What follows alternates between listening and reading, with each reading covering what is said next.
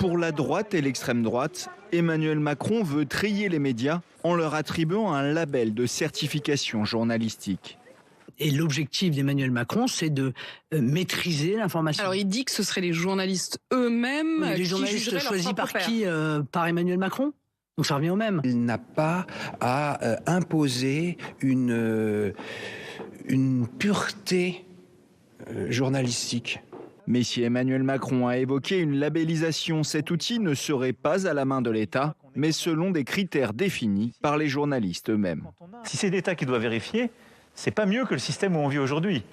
Parce que là, ça devient une dictature. Mais il faut que les journalistes garantissent à leurs lecteurs qu'eux ont vérifié avec une déontologie dont ils sont les garants entre eux.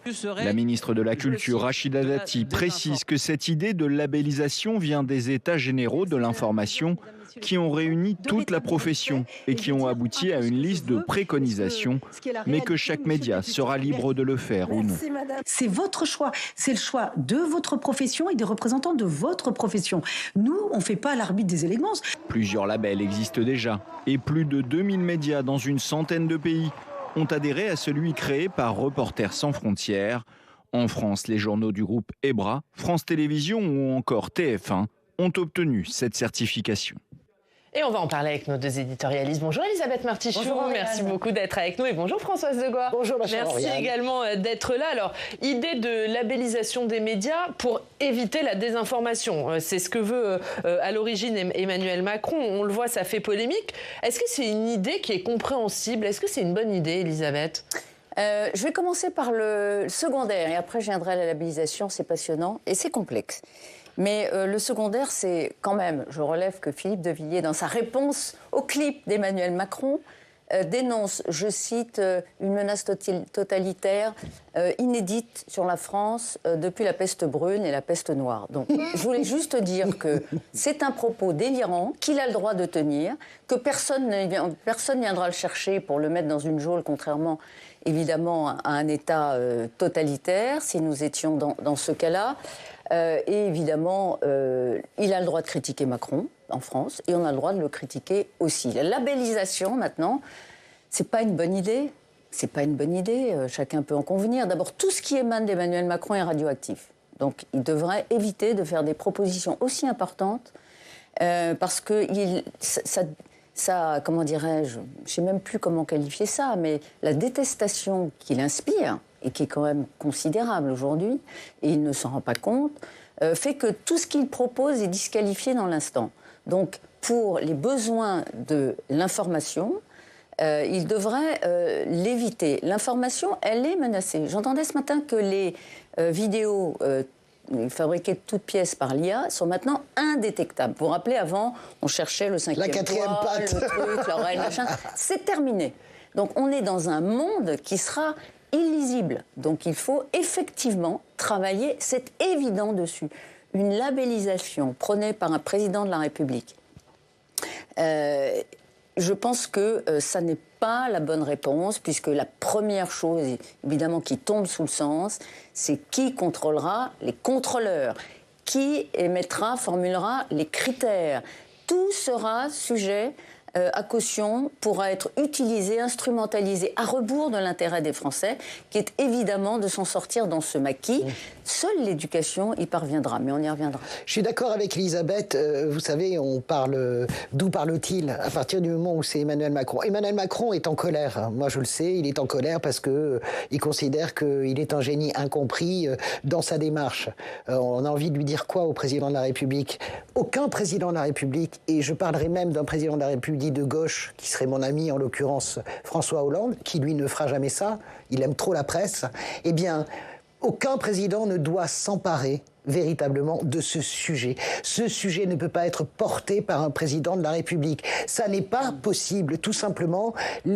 Ça ne peut pas être un sujet porté par un politique. Et a fortiori Emmanuel Macron. Vous savez, il y a deux choses. Il y a évidemment ce que dit Elisabeth Martichoux. Je ne crois pas du tout, moi, contrairement à Philippe de Villiers, qu'Emmanuel Macron a envie de commencer une carrière de dictateur à 47 ans. Ça n'est pas le sujet.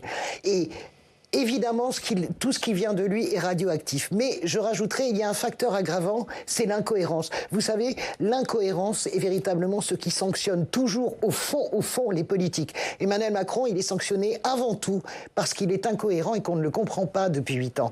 C'est incohérent qu'Emmanuel Macron, qui a, si vous voulez, qui n'a jamais pris en l'espèce la moindre position sur la presse, qui est quelqu'un qui varie entre la manipulation de la presse et le mépris de la presse. C'est cette image qui s'est construite. C'est quelqu'un qui part au combat contre une certaine chaîne, on va la nommer le groupe Bolloré CNews, avec lequel lui joue depuis 8 ans. Il joue avec les éditorialistes de cette chaîne. Cette chaîne, elle est prévenue avant même le Premier ministre de la dissolution. Donc, l'incohérence, elle est là. Et en plus de ça, il est l'ami des milliardaires. Dans l'esprit des gens, je ne dis pas que c'est ça. Donc, quand vous avez des traits d'image aussi négatifs, une incohérence, il y a un truc complètement incohérent, comme un cheveu sur la soupe quasiment, de voir ce président-là se préoccuper à un moment donné d'un sujet qu'il n'a jamais investi, et en plus de ça, avec ce qui le caractérise, lui, par rapport à la presse. François Hollande, qui est un vrai, le seul président, je le dis, parce qu'il faut quand même lui rendre grâce, à la décharge d'Emmanuel Macron, tous les présidents ont la tentation de gérer la presse. Tous les présidents ont ce rapport totalement conflictuel, paradoxal avec les journalistes. À la seule exception de François Hollande, qui est le seul président qui comprend à peu près la presse et qui la respecte. Seul François Hollande, par exemple, aurait pu porter ça. Mais là, on ne touche pas. Il ne veut pas le comprendre. Vous savez qu'il décolère pas depuis 48 heures, parce qu'il pense qu'on est manipulé, qu'on est la meute, etc. S'il n'a pas la lucidité, Emmanuel Macron, de comprendre que parce que c'est lui, en plus, qui le porte, ça ne peut être que rejeté, qu'est-ce que vous voulez, on plie les gaules. Mais il veut pas gérer la presse pour en prendre le pouvoir. Bien sûr que c'est non. pas ça. Je veux dire, l'enfer n'est pas fait de bonnes intentions. Bien la sûr. difficulté d'Emmanuel Macron, c'est de comprendre que oui, c'est un sujet, mais c'est évidemment un sujet. Et ceux qui disent le contraire, évidemment, non seulement se trompent, mais nous trompent. Donc évidemment que c'est un sujet, on en a tous conscience. Ça veut pas être lui. Mais c'est vrai que lui, parce que c'est un sujet, il pense qu'il a la bonne solution. Eh bien non, c'est évidemment faux, mais c'est un sujet. Il ne faudrait pas qu'on se concentre sur l'erreur d'Emmanuel Macron. Bien sûr. Pour éviter de traiter ce sujet. Et comment on le traite ? C'est vertigineux. Non mais Elisabeth, c'est vertigineux. Il faut d'abord réguler les plateformes. Et donc, il a raison. Tant pis pour lui, il perd encore des points, à mon avis. Oui, bien sûr. Il est sous des monceaux, des torrents de critiques. Tant pis, je veux dire, il y a un moment... mais il a raison sur le fond. Il a raison sur le fond. Et si, au prétexte de critiquer Emmanuel Macron, on oublie le sujet, alors là, on est mort. On est mort. Et c'est un peu effectivement ce que la droite et l'extrême droite, surtout l'extrême droite, a sauté dessus. Bon, c'est vrai que Marine Le Pen, elle défend la liberté d'expression au plus haut. Je reviens à Philippe de Villiers, c'est pas une obsession, mais Philippe de Villiers critique Emmanuel Macron pour sa réponse au clip. Il est le premier à dire que Trump est formidable, alors que Trump, il dégaine 25 tweets par seconde pour dézinguer de façon grossière le moindre adversaire. Non mais Elisabeth, c'est justement ça qui va pas. C'est-à-dire que là, je suis d'accord avec vous, je ne sais pas, les conseillères sont pas les payeurs.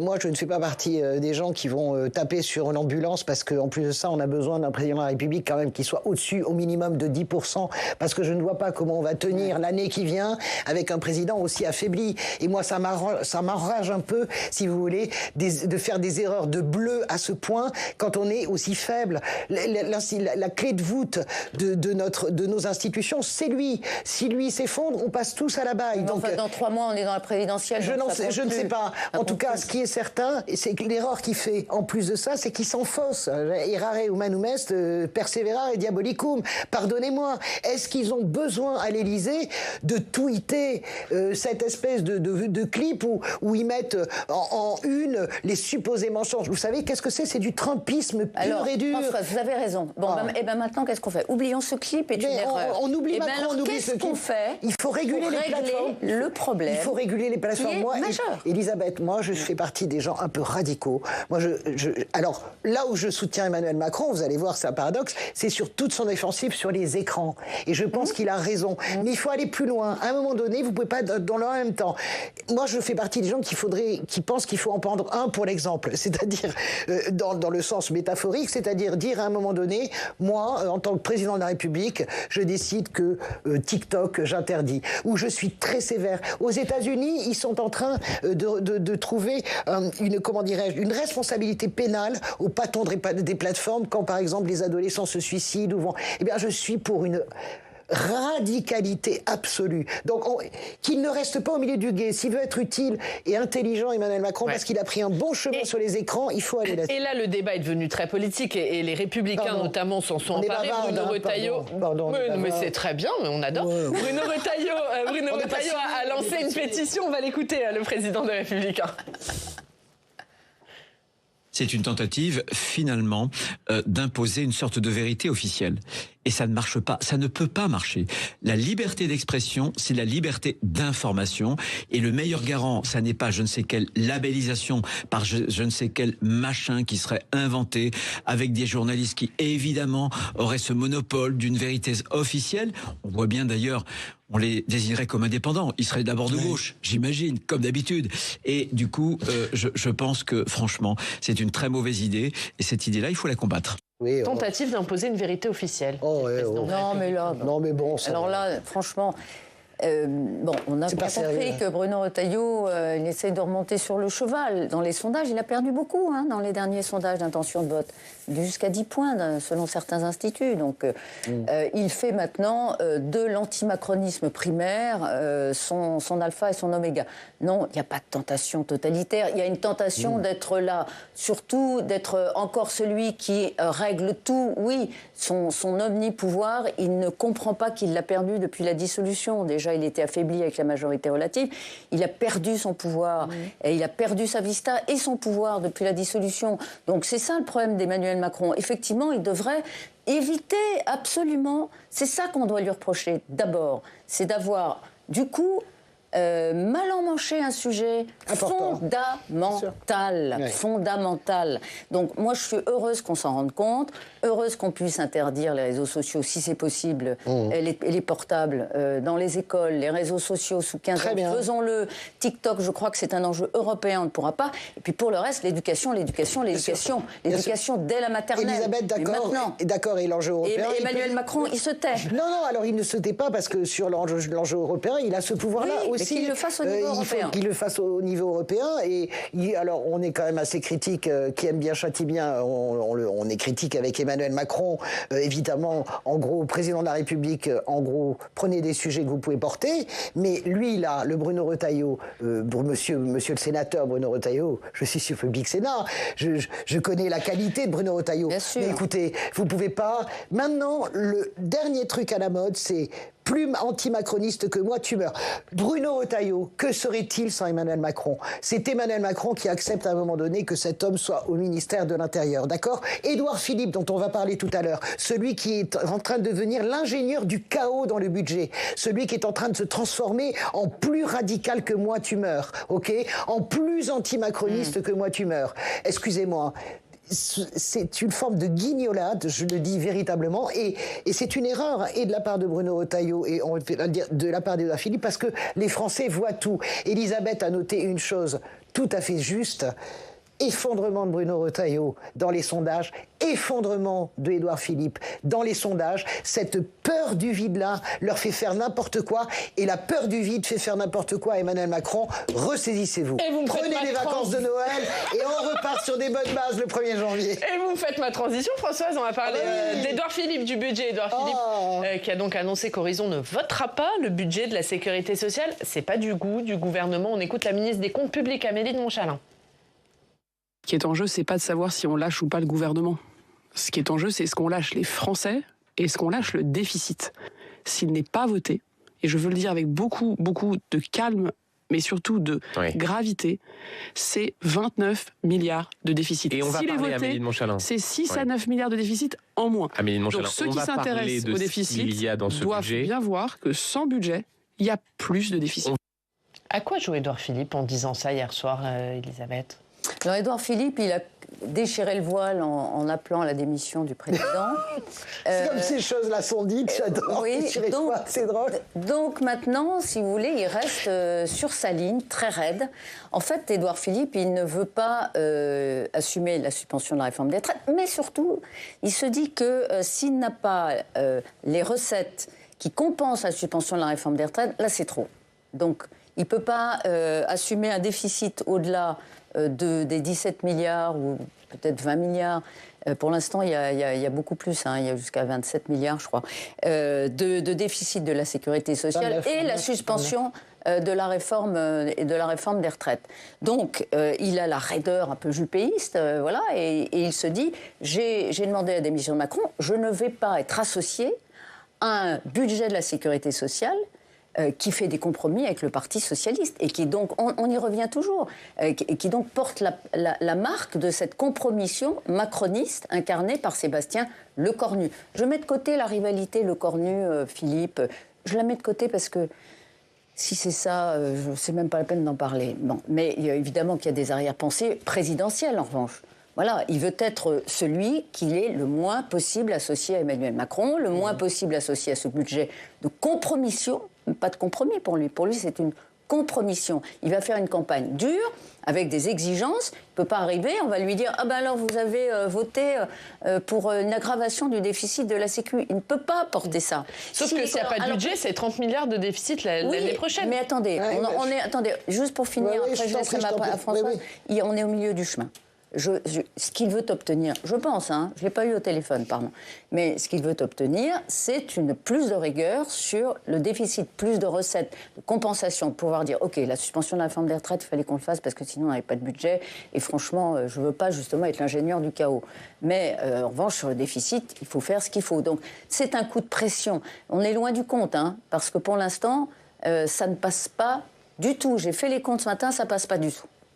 Alors, moi je pense que ça peut passer parce qu'à la fin, je pense que les socialistes voteront le PLFSS. Ils voteront pour. C'est-à-dire que la ligne rouge pour les socialistes, c'est sur le budget global, le maximum que les socialistes puissent faire, puisque c'est le PS qui tient véritablement et qui mène en plus les négociations. C'est complètement dingue. C'est assez rare d'entendre Olivier Faure exprimer être excédé. Hier, il est excédé parce que lui, en n'oubliant pas qu'il est de gauche et que Sébastien Lecornu est de droite et macroniste, ils essaient de trouver un chemin. C'est des gens qui bossent non-stop pour trouver un chemin, sans compromission, et qui arrivent comme ingénieurs du chaos pour une simple pensée présidentielle, parce que vous êtes très gentille, Elisabeth, en essayant de prêter une pensée politique élaborée, si vous voulez, à Édouard Philippe. Édouard Philippe, aujourd'hui, il est dans l'affolement. Édouard Philippe perd tous les jours 2 points dans les sondages. Il pense véritablement en donnant un coup de volant à 180, lui aussi va payer son incohérence